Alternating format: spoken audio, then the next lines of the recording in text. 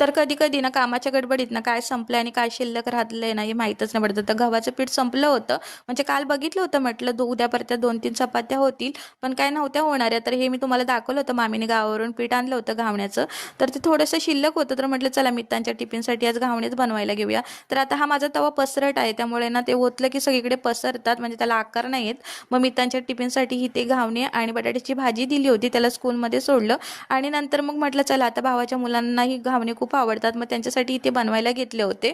आता गावाला कसं आमच्याकडे भिडं वगैरे असतं, मग त्याच्यामध्ये बनवतात. आता मुंबईला कुठलं भिडं, मग चपातीच्या तव्यामध्येच बनवलं होतं. चांगले येतात पण ते पसरतात, आकार म्हणजे व्यवस्थित येत नाही.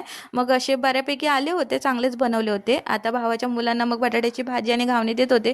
ते बोलले नको आतू आम्हाला चहा बरोबर खायचं आहे. आता ते आमच्यासारखेच आहे, त्यांना ही चहा बरोबरच आवडतात. एक भावाची मुलगी होती येत व्हिडिओमध्ये, मग त्याला दिलं. तो म्हणतो आतू मी घरी घेऊन जातो, चहा बरोबर खातो. माझ्यासारखाच आहे गोलू मुलू.